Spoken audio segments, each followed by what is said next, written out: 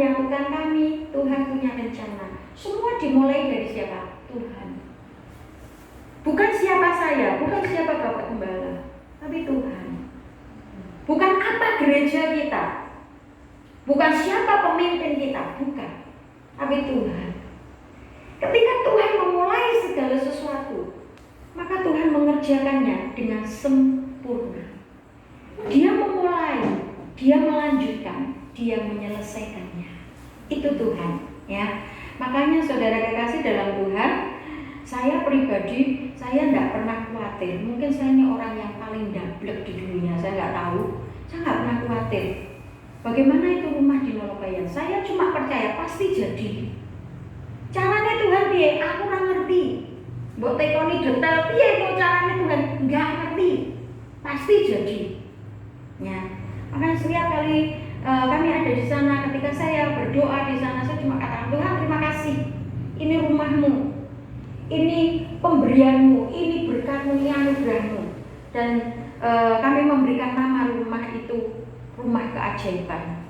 Jadi di mana keajaiban-keajaiban terjadi, di situ tempatnya. Amin. Saudara kekasih, mari kita buka firman Tuhan pagi ini, ya. Semua dimulai dari Tuhan. Dan saya menyampaikan firman Tuhan pagi ini, bagaimana hidup kita berdampak bagi kemuliaannya. Kita buka Injil Yohanes pasal yang keempat. Kita tidak mungkin bisa berdampak, saudara, kalau dimulai dari diri kita sendiri. Karena kita nggak bisa apa-apa. Jujur kita seringkali gagal. Jujur kita seringkali ya balelo. Kita seringkali karpe dewe, ya. Kita seringkali nggak terima ketika Tuhan menegur kita, ketika Tuhan mengingatkan kita seringkali, loh kok gitu toh Tuhan, loh kok gini toh Tuhan. Tapi saya bersyukur saudara, kalau pagi hari ini Bapak Gembala boleh menyaksikan di depan kita semua, Bapak Gembala wani ngakoni loh, mosok kita enggak saudara. Ya, siapa kita? Secara usia kita ya, kecuali Pak Pano ya, yang lebih tua ya. Di sini kita semua lebih muda, ya kan? Ya, yuk kita buka Yohanes pasal 4. Nanti di rumah baca seluruh pasal dari ayat 1 sampai ayat 42, ya. Yohanes pasal 4 ini sampai ayat 42 saja, bukan seluruh pasal, ya. Maksudnya seluruh perikop ini tentang percakapan dengan perempuan Samaria. Tapi hari ini kita akan baca ayat 25 sampai dengan ayatnya yang ke-42. Saya akan bacakan, saudara perhatikan baik-baik. Tolong jangan buka Facebook, WA, atau yang lainnya. Tapi bukalah firman Tuhan dan renungkan, simak dengan baik-baik. Halo yang di rumah yang mengikuti live streaming, ya, jangan sambil tidur, jangan sambil makan bakso nanti keselak. Tapi mari kita baca firman Tuhan. Yohanes pasal 4 ayatnya 25 sampai ayat yang ke-42. Saya bacakan demikian firman Tuhan. Jawab perempuan itu kepadanya, aku tahu bahwa Mesias akan datang, yang disebut juga Kristus. Apabila ia datang, ia akan memberitakan segala sesuatu kepada kami. Kata Yesus kepadanya, akulah dia yang sedang berkata-kata dengan engkau. Pada waktu itu datanglah murid-muridnya dan mereka heran bahwa ia sedang bercakap-cakap dengan seorang perempuan. Tetapi tidak seorang pun yang berkata, apa yang kau kehendaki? Atau apa yang kau percakapkan dengan dia? Maka perempuan itu meninggalkan tempayannya di situ, lalu pergi ke kota dan berkata kepada orang-orang yang di situ, mari lihat, di sana ada seorang yang mengatakan kepadaku segala sesuatu yang telah kuperbuat. Mungkinkah dia Kristus itu? Maka mereka pun pergi keluar kota, lalu datang kepada Yesus. Sementara itu murid-murid mengajak dia, katanya, Rabi, makanlah. Akan tetapi ia berkata kepada mereka, padaku ada makanan yang tidak kamu kenal. Maka murid-murid itu berkata seorang kepada yang lain, adakah orang yang telah membawa sesuatu kepadanya untuk dimakan? Kata Yesus kepada mereka, makananku ialah melakukan kehendak Dia yang mengutus aku dan menyelesaikan pekerjaannya. Bukankah kamu mengatakan 4 bulan lagi tibalah musim menuai? Tetapi aku berkata kepadamu, lihatlah sekelilingmu dan pandanglah ladang-ladang yang sudah menguning dan matang untuk dituai. Sekarang juga penuai telah menerima upahnya, dan ia mengumpulkan buah untuk hidup yang kekal, sehingga penabur dan penuai sama-sama bersuka cita. Sebab dalam hal ini benarlah peribahasa, yang seorang menabur dan yang lain menuai. Aku mengutus kamu untuk menuai apa yang tidak kamu usahakan. Orang-orang lain berusaha dan kamu datang memetik hasil usaha mereka. Dan banyak orang Samaria dari kota itu telah menjadi percaya kepadanya karena perkataan perempuan itu yang bersaksi, ia mengatakan kepadaku segala sesuatu yang telah kuperbuat. Ketika orang-orang Samaria itu sampai kepada Yesus, mereka meminta kepadanya supaya ia tinggal pada mereka, dan ia pun tinggal di situ 2 hari lamanya. Dan lebih banyak lagi orang yang menjadi percaya karena perkataannya, dan mereka berkata kepada perempuan itu, kami percaya, tetapi bukan lagi karena apa yang kau katakan, sebab kami sendiri telah mendengar Dia, dan kami tahu bahwa Dialah benar-benar juru selamat dunia. Amin. Bapak Ibu Saudara kekasih di dalam Tuhan, hidup yang berdampak bagi kemuliaan-Nya. Untuk apa sih kita hidup? Kalau hidup kita hari-hari hanya monoton, pagi bangun, mandi, makan, kerja, pulang kerja, mandi, makan, nonton TV, tidur. Ya, buat apa? Monoton. Capek saudara. Satu kali saudara pasti akan berkata, wah bosan. Apalagi ketika dicari TV-nya, wah ra ono sing apik kabeh. Wah ra cocok kabeh. Wah buka YouTube. Buka YouTube kuotane entek. Wah ngamuk meneh. Arep kuota kan duit. Wis goro-goro pandemi ora. Dadak dibatasi dan sebagainya. Sekarang hidup susah dan sebagainya. Ngomel meneh. Akan terjadi seperti itu. Kenapa? Karena kita tidak mengerti peluang-peluang, kehendak-kehendak yang sebenarnya Tuhan selalu nyatakan di setiap keadaan. Amin. Saudara kekasih dalam Tuhan, ya, coba kita perhatikan. Apa yang saat ini terjadi dalam hidupmu? Saudara sedang bersemangat melakukan sesuatu. Wah, aku mau buat ini, aku mau lakukan ini. Nah, ojo ngomong aku mau toh. Benar-benar dilakukan. Atau saudara sedang gah. Ini ya hasil, iki ya itu apa-apa. Boce. Apa boce? Rakacek. Yang mengerti dirimu. Saya nggak tahu. Saya tidak akan menginterogasi saudara. Apalagi yang di rumah, yang nggak pernah kelihatan batang hidungnya di tempat ini, ya nggak tahu lagi itu ya. Sedang apa?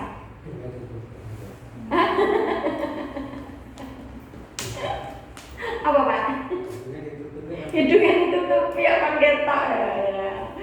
Batangnya Pak, batangnya ketok itu ya.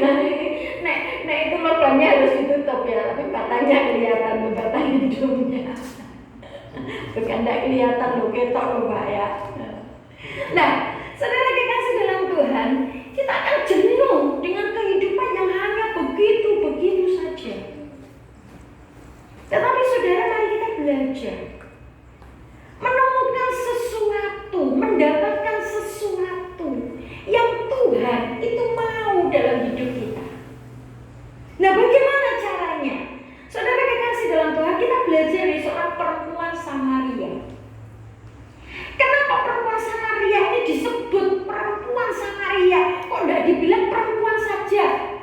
Apa sih istimewanya kota Samaria? Ini bukan masalah kotanya, saudara, yang sedang diperbincangkan di sini. Tetapi persoalannya adalah ditegaskan, saudara, kalau baca di dalam ayat yang maaf, saya lupa tidak menandai, saudara. Ya, di situ saudara dikatakan bahwa perempuan Samaria, orang Samaria itu tidak berhubungan dengan orang Yahudi. Artinya ketika murid-murid itu melihat Tuhan Yesus sedang bercakap-cakap dengan perempuan Samaria, mereka bingung. Mereka berpikir, loh, ngomong apa, Bi? Tapi karena Yesus itu gurunya, Yesus itu Tuhan yang dia percaya. Kayaknya buat saya terlalu kencang ya, terlalu keras untuk saya. Powernya kuat, power saya terlalu kuat, beda dengan Bapak Gembala. Ya, oke, boleh dikecilkan sedikit. Nah, saudaraku kekasih di dalam Tuhan, sampai di mana tadi? Perempuan Samaria, ya. Murid-murid melihat nggak berani ngomong. Kenapa?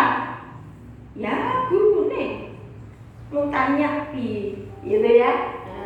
Ada itu, nanti kita lihat, saudara. Tapi juga bagi perempuan itu sendiri heran.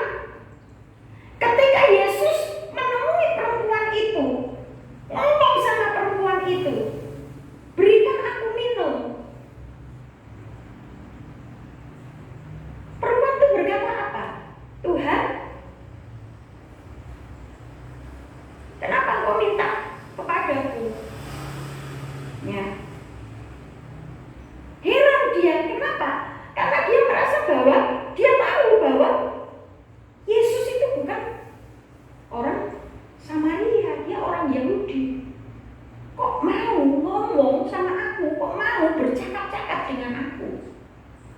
Nah, saudaraku kekasih di dalam Tuhan, tapi kita melihat di sini, saudara, bahwa apa yang dilakukan Tuhan Yesus selalu mendahului sesuatu untuk karya yang besar dalam hidup seseorang. Amin. Amin. Saudara pikir kenapa saudara bisa percaya Tuhan Yesus? Saudara hebat, saudara pintar, saudara baik hati, saudara lebih lemah lembut dari orang lain, saudara lebih taat beribadah dibandingkan orang lain? Oh tidak. Enggak, saudara. Ya. Tapi karena Tuhan lebih dulu memanggil engkau, Tuhan lebih dulu memilih engkau, Tuhan lebih dulu mengasihi saya. Itu yang membuat kita percaya kepada Dia.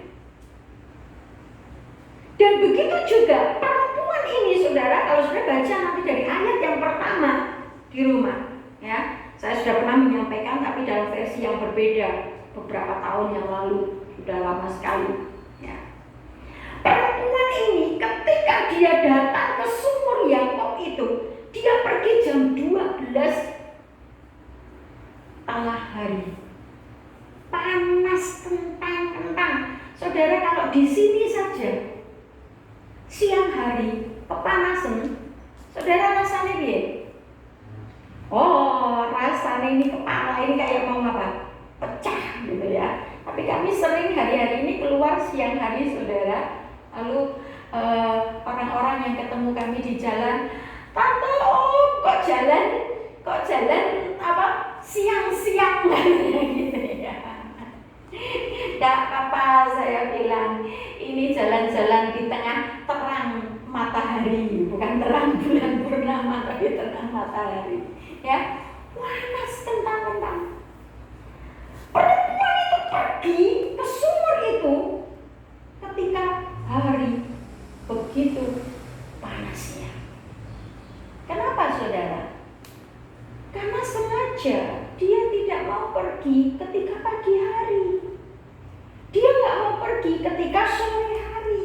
Yang biasanya orang akan berkumpul untuk mengambil air, orang akan berkumpul bersama-sama untuk menimba air. Perempuan ini nggak mau. Kenapa tidak mau? Karena dia punya sesuatu yang bagi orang lain tidak baik, bagi orang lain sangat jelek. Kalau dia pergi sama-sama, ketika orang lain berkumpul pasti, piye saiki kabarmu piye?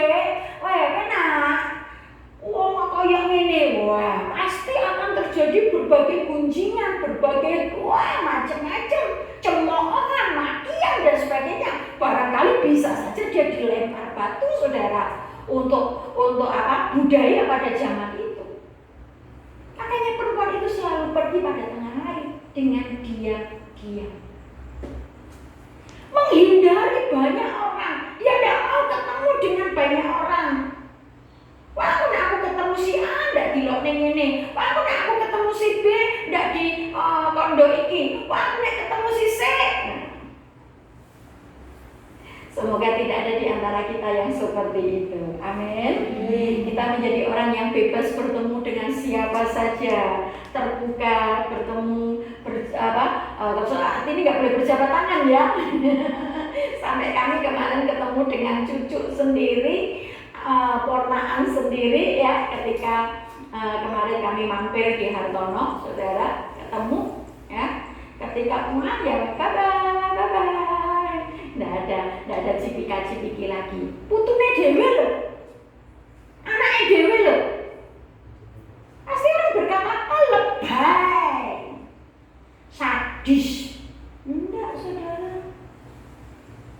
Kami mencintai anak kami mencintai cucu kami. Mereka juga mencintai kami. Itu tetap cucu walaupun enggak pelukan. Kami tetap oma-opanya walaupun tidak dijabati tangan. Amin, saudara. Amin. Kenapa? Karena masanya. Ya. Jadi saudara jangan sungkan. Ketemu orang ngomong terus mulai pakai masker, maskernya pelorot nih. Oke, Bu. Salah. Justru itu salah. Kemarin kami datang ke 2 tempat. Rencananya makan di situ. Karena kami lihat tempatnya bisa atur jarak dan sebagainya, tetapi gagal. Yang pertama baru masuk sudah lihat pelayannya beberapa tanpa masker. Lalu saya ngomong dengan yang menerima kami, tak tanya, Mbak, yang masak pakai masker enggak? Pakai kok, Bu. Yang layani pakai masker enggak? Pakai, Bu. Nah itu pada dicopoti maskernya. Saya nggak jadi ya kalau nggak pakai masker. Saya ngomong begitu, saudara. Bukan lebih, bukan jahat. Ini ketetapan, ini kebaikan bersama, berdampak. Amin. Amin. Mereka mulai mikir. Akhirnya kami nggak jadi makan di situ. Kenapa? Karena ternyata terbukti bahwa yang dikatakan pakai itu hanya dipakai ketika di depan kami, Pak. Tak perhatikan sepanjang kami nggak cepat langsung masuk. Pakai sebentar copot, Nah, akhirnya wes nggak jadi. Kita pergi ke tempat lain. Wah, sudah masuk, sudah duduk, saudara, sudah pesen makanan. Ayang no, saudara. Bapak Gembala sudah kelaparan. Sudah mau gemeteran, saudara.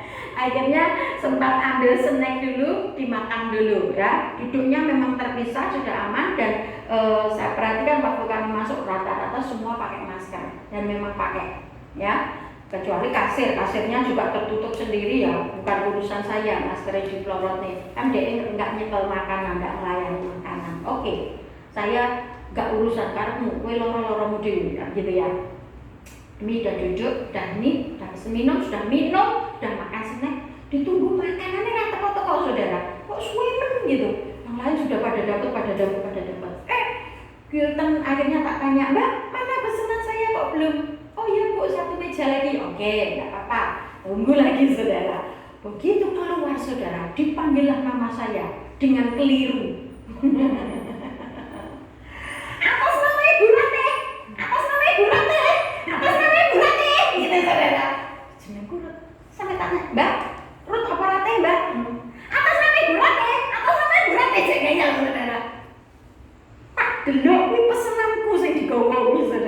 ya.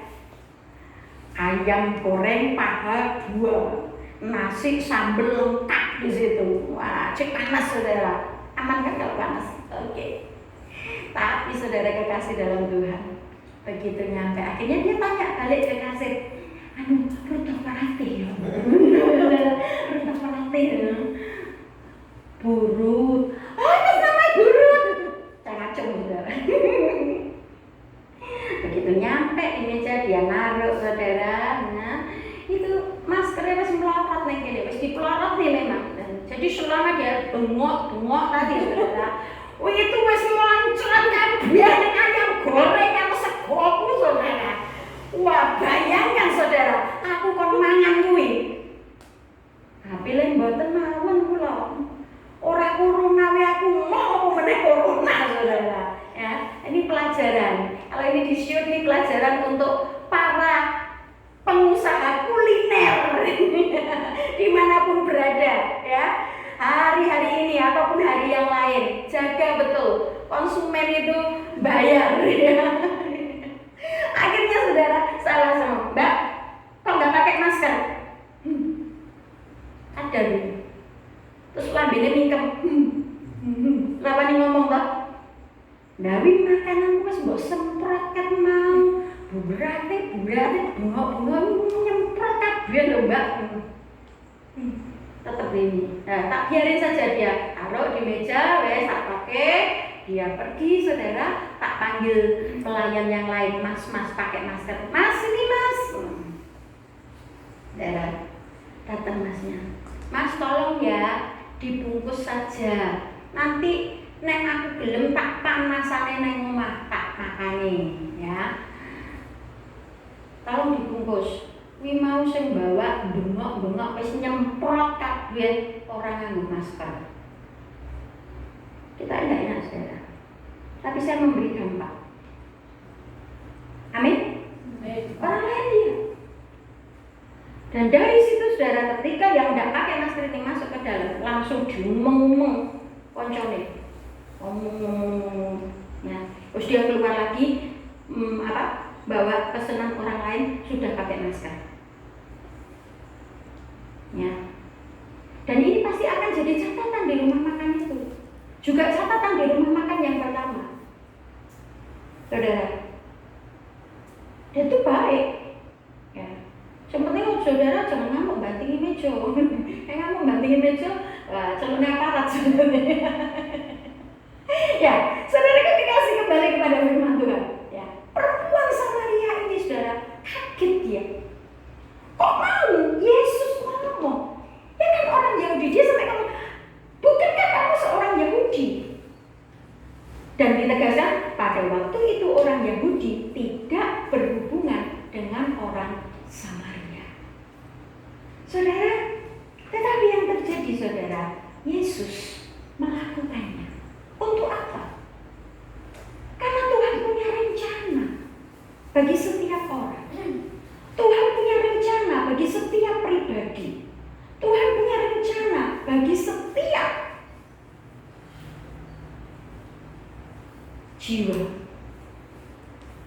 Tetapi kembali kepada pribadi itu. Kembali kepada orang itu. Bagaimana dia menanggapi rencana Tuhan? Bagaimana dia menanggapi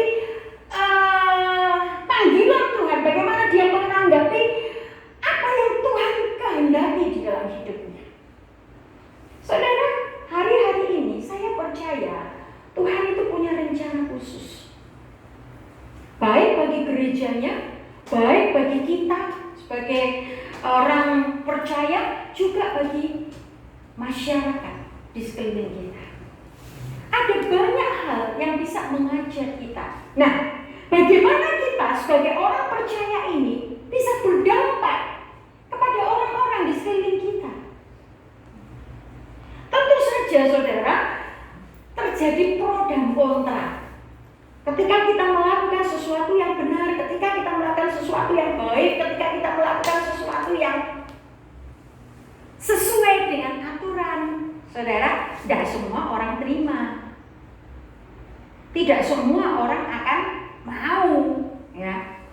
Buktinya, Hari-hari ini saudara, sebenarnya pemerintah sedang membuat aturan yang jauh lebih baik. Baik untuk pengusaha, baik untuk karyawan, baik untuk semua buruh. Tetapi ada dalam tanda petik kepentingan-kepentingan tertentu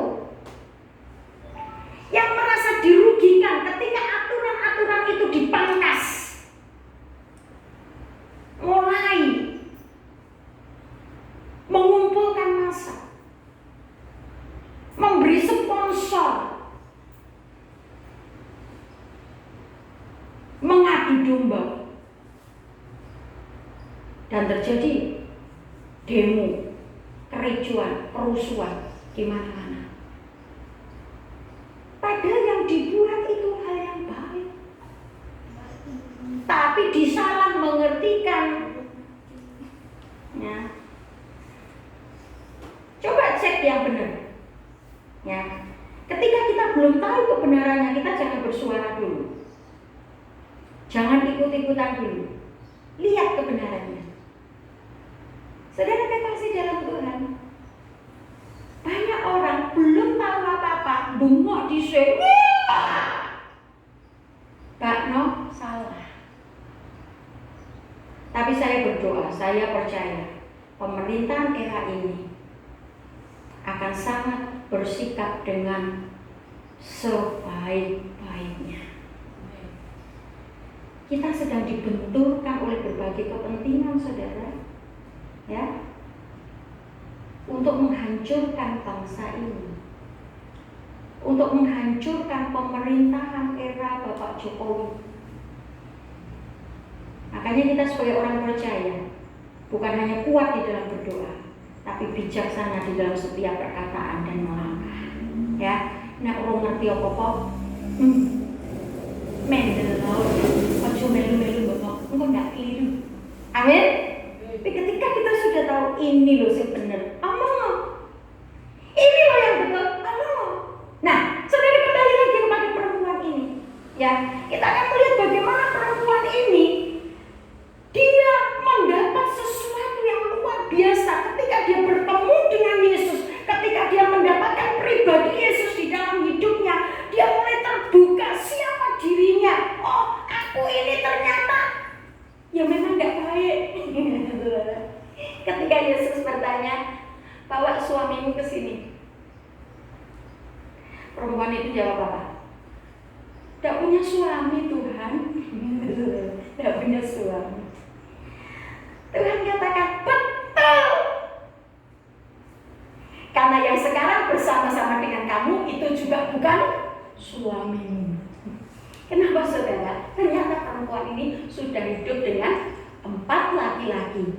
Dan yang sekarangnya 5 laki-laki tambah 1. Berarti saya salah hitungnya. Tapi saya hitungnya 4 laki-laki, yang 1 lagi jadi 5. Ternyata 6 saudara, ya. Bapak Gembala koreksi, 6. Jadi 5 laki-laki, terus yang sekarang tambah 1 lagi yang bukan suaminya, tapi hidup bersama dengan dia, 6 laki-laki. Mungkin saudara berpikir, oh itu mungkin cuma terjadi pada zaman itu. Jangan salah loh saudara.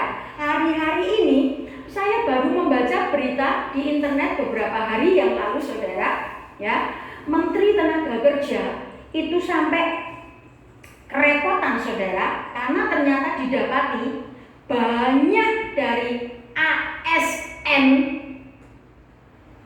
dalam periode belakangan ini yang melakukan poliandri, bukan poligami. Kalau poligami itu 1 laki-laki dengan beberapa perempuan, tapi kalau poliandri itu 1 perempuan lanange akeh. Bayang saudara, wow. Lalu saya juga membaca berita di internet, ya, saya lupa namanya, salah satu orang di kalau tidak salah di Nigeria atau di Afrika, saya lupa, ya. Itu saudara, dia punya suami juga lebih dari 1, bahkan lebih dari 2, bahkan lebih dari 3. Dan itu pun dia masih punya pacar-pacar yang lain. Kok mau suami-suaminya ini? Kok mau pacar-pacarnya ini? Kenapa saudara? Padahal wong iki ora ayu banget tuh. Saudara tahu orang Nigeria, orang Afrika kan yang ya. Orangnya ada cantik loh, ya. Dan saudara tahu pasangannya itu nggak semuanya hitam loh. Ada yang putih-putih loh, ganteng-ganteng loh saudara. Kenapa mau? Kaya-kaya saudara perempuan ini. Kaya-kaya. Kadang manusia hanya melihat seperti itu. Lah, saudara, kita kembali lagi kepada firman Tuhan. Bayangkan seorang wanita yang hidupnya seperti itu. Apa pandangan masyarakat? Apa pandangan orang banyak? Apa pandangan kita? Barangkali kita juga ngomong, Tapi saudara, perhatikan, Yesus tidak pernah memandang satu orang pun, seburuk apapun, tidak berharga di matanya. Amin. Amin. Jadi saya mau katakan kepada saudara, hari ini apapun keadaanmu, siapapun dirimu, bagaimanapun kondisimu, dan siapapun engkau saat ini, engkau berharga di mata Tuhan. Engkau berharga di mata Tuhan. Jangan sia-siakan itu. Jangan anggap itu sebagai sesuatu yang ya wis lah, pendeta ngomong biasa, cangkeme ablak. Cangkemen sing betul. Di Jawa Timur tuh cangkem terus biasa saudara ya. Jawa Tengah cangkem itu kurang ajar. Ya, saudara kekasih dalam Tuhan, perhatikan, kau berharga di mata Allah. Nah, mari kita menghargai diri kita sendiri. Ketika perempuan itu mendapati, dia sadar siapa dirinya, begitu jelek, begitu kotor, begitu hina, tapi Yesus mau berbicara dengan dia. Yesus mau bercakap-cakap dengan dia. Bahkan Yesus yang membuka percakapan dengan berkata, beri aku minum. Apa mungkin Yesus itu tidak bisa ambil minum sendiri? Hah? Bisa. Memang saudara, secara manusia, kondisi yang terjadi pada saat itu, Yesus dari perjalanan yang sangat jauh. Dia dalam kondisi kelelahan secara manusia, dan dia menunjukkan betul bahwa Tuhan yang adalah Raja di atas segala raja itu rela menjadi manusia biasa yang bisa lapar, bisa haus, bisa kelelahan, dan bisa juga minta tolong kepada seorang perempuan Samaria, ya. Tetapi dia tetap Tuhan, saudara. Dia tetap raja di atas segala raja. Apa yang dilakukannya, tujuan utamanya bukan untuk dia mendapat minum dari perempuan itu, tetapi yang dilakukannya adalah supaya dia bisa membuka satu jalur komunikasi, jalur percakapan. Ada bahan yang dia mau sampaikan kepada perempuan itu. Karena fakta yang harus kita ketahui, saudara, yang pertama, fakta yang pasti yang harus kita ketahui, Tuhan Yesus selalu tahu dan sanggup memenuhi kebutuhan yang paling mendalam dari setiap orang. Dalam hal ini, perempuan Samaria. Tuhan tahu siapa perempuan Samaria itu. Dan Tuhan khusus dia mau temui perempuan itu. Karena Tuhan mau memenuhi kebutuhan yang paling mendalam dari perempuan itu. Saudara, apa kebutuhanmu saat ini yang paling mendalam?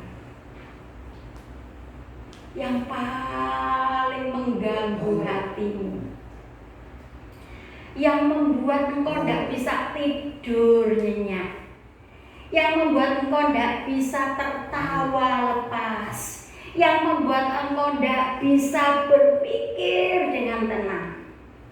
Apa itu? Orang lain mungkin tidak tahu, saya bahkan juga tidak tahu. Suami atau istri sendiri bisa saja tidak tahu. Makanya kadang-kala ketika saya melihat suami saya, roman mukanya mulai berubah, saya akan bertanya, kok ada apa?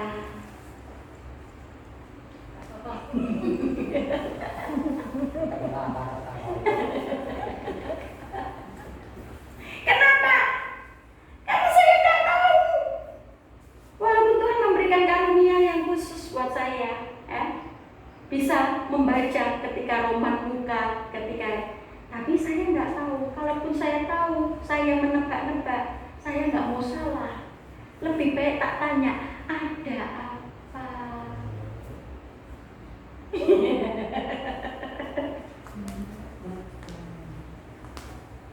Ada apa denganmu? Pak Parno loh, ada apa gitu loh. Wah, dehem ya. Gak, sekarang sudah enggak, tadi saudara. Haleluya. Nah, saudara kekasih di dalam Tuhan, mari kita tahu, Tuhan tuh tahu. Percayalah, Tuhan tahu. Dan kalau engkau percaya, engkau yakin Tuhan tahu kebutuhanku, Tuhan ngerti keperluanku, Tuhan tahu yang aku paling susah saat ini, saudara akan menjadi orang paling bahagia di dunia ini. Kenapa? Karena engkau gak akan pusingkan lagi hal itu. Engkau akan berkata, Tuhan, wes pasrah Tuhan. Sudah Tuhan, aku percaya kok, aku yakin kok Tuhan. Coba. Bukan percaya Tuhan, yakin Tuhan, baru dipikir kok piye yo. Itu bukan percaya saudara. Ya. Mungkin orang berkata saya itu memang begitu, enggak saudara. Kenapa? Karena saya yakin Tuhan terlalu tahu kok. Kenapa saya pikir sendiri yang saya nggak bisa berbuat apa-apa? Kenapa saya harus pusing sendiri yang saya nggak tahu apa-apa? Lebih baik saya berdoa, saya serahkan sama Tuhan. Wes Tuhan, aku percaya kok. Engkau tahu, engkau sanggup, engkau bisa, engkau nggak akan gagal. Pasti semua tepat pada waktunya. Segala sesuatu indah pada waktunya. Amin. Baik. Iso nyanyi. Ku nyanyi haleluya. Ku nyanyi haleluya. Sungguh kau hebat. Amin. Tapi kalau enggak, iya sesok, besok ben,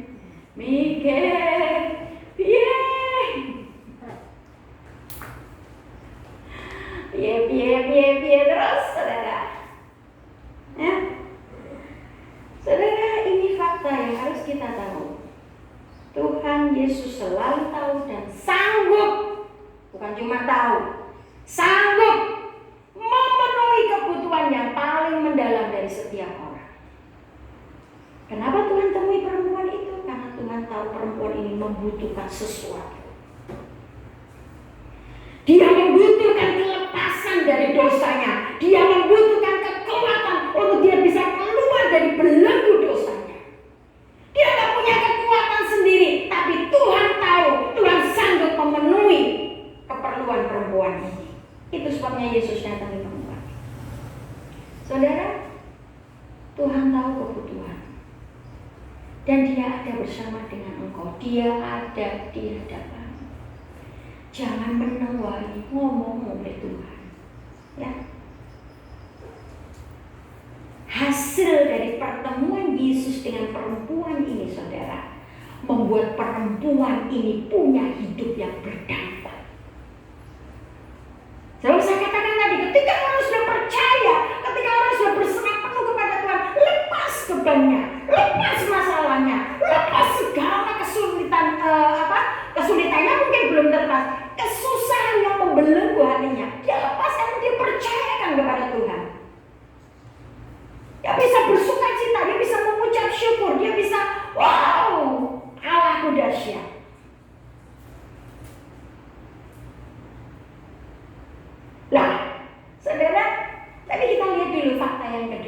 Sebelum kita lebih lanjut lihat perempuan tadi ya. Fakta yang kedua.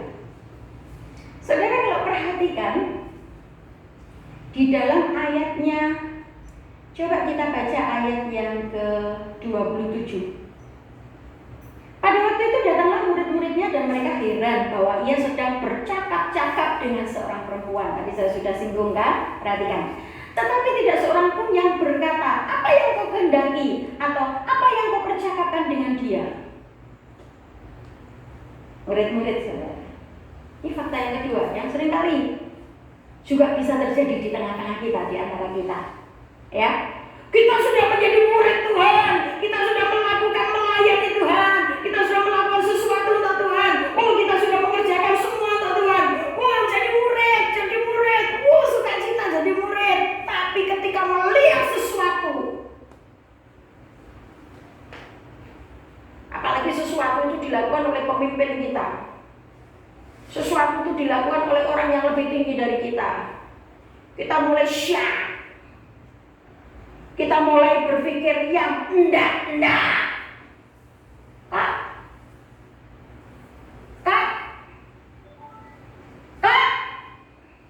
Ini ngapain ngomong penang?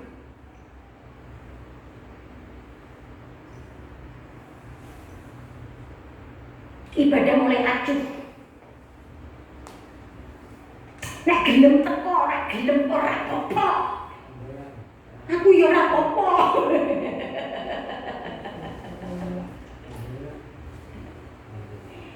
Ngopo jadi murung, bingung dhewe.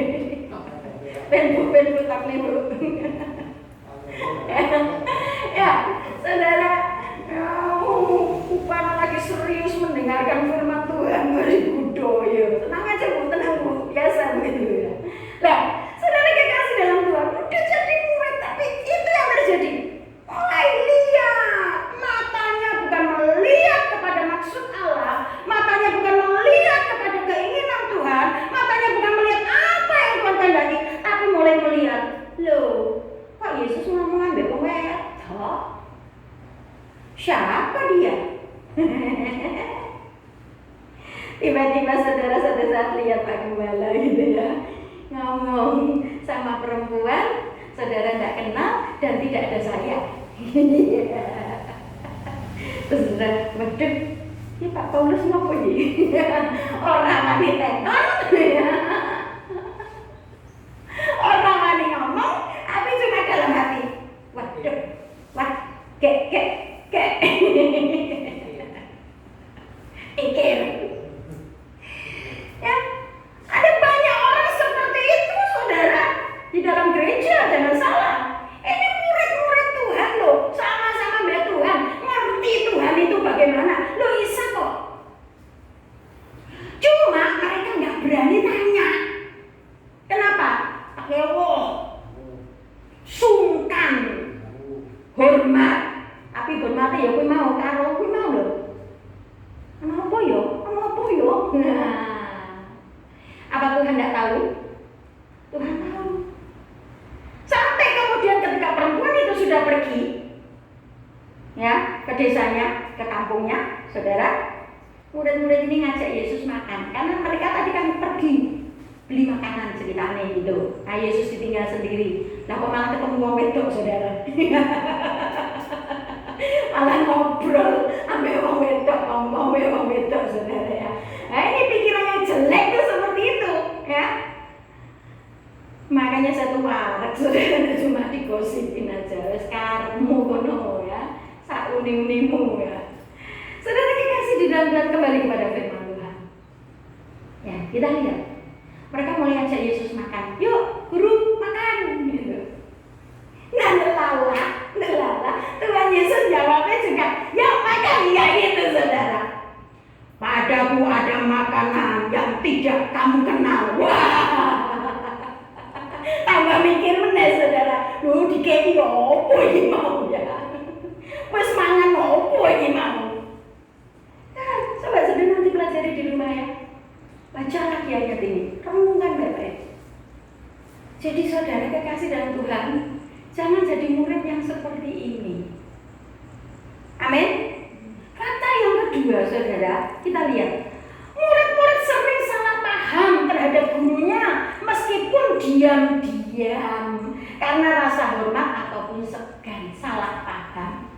jangan jadi murid yang suka salah paham.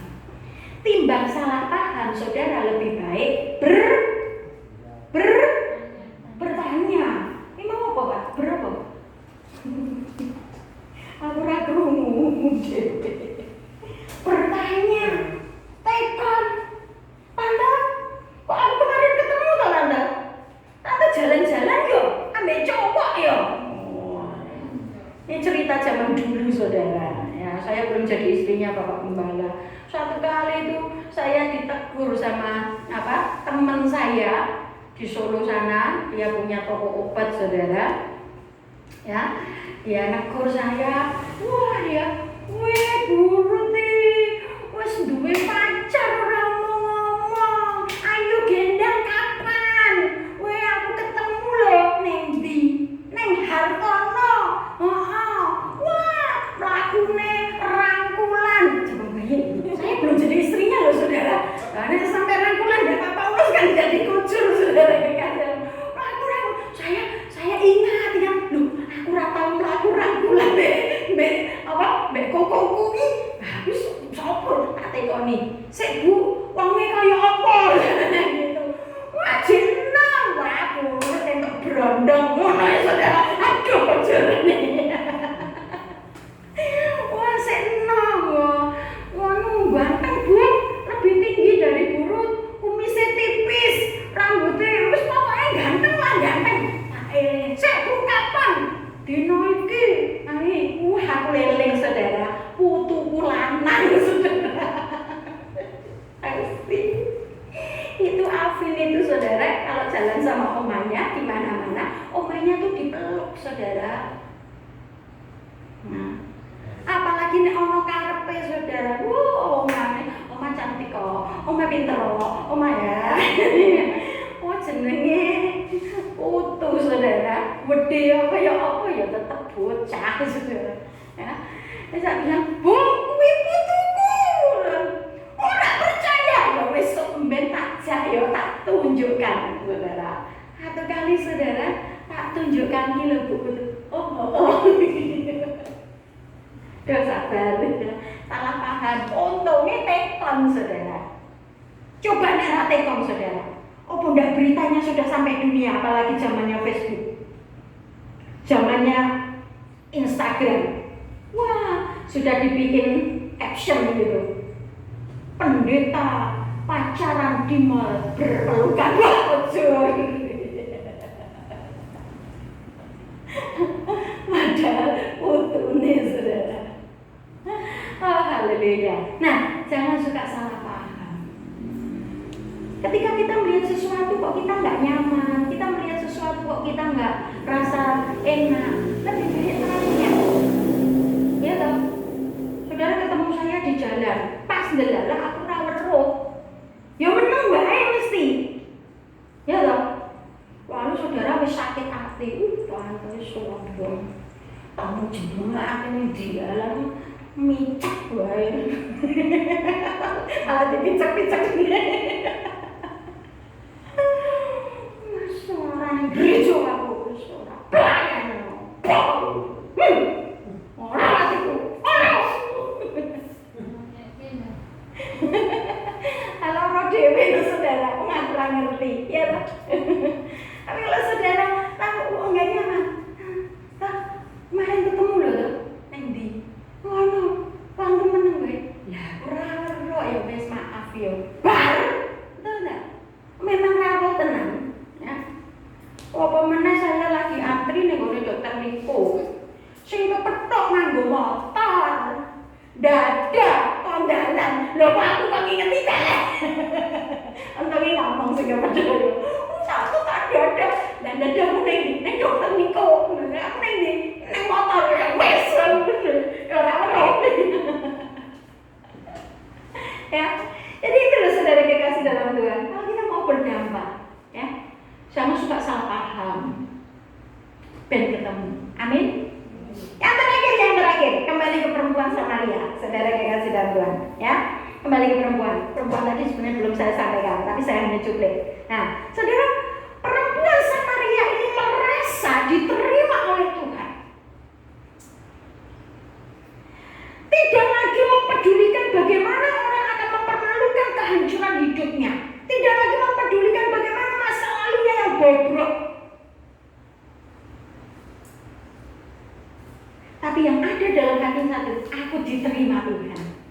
Aku diterima Tuhan. Dia bisa ngerti loh hidupku. Berarti ini benar-benar ini. Oh, ini mesti Mesias itu. Mesias yang akan datang itu, Kristus itu. Saudara, itu yang membuat perempuan itu punya semangat yang luar biasa. Untuk hal itu, episode selanjutnya kita tunggu. Amin. Bagaimana sikap perempuan ini? Ya, sikap perempuan ini sehingga dia berdampak luar biasa bagi orang-orang sekampungnya. Ya, dia berdampak luar biasa. Nah, kita akan tunggu episode yang akan datang.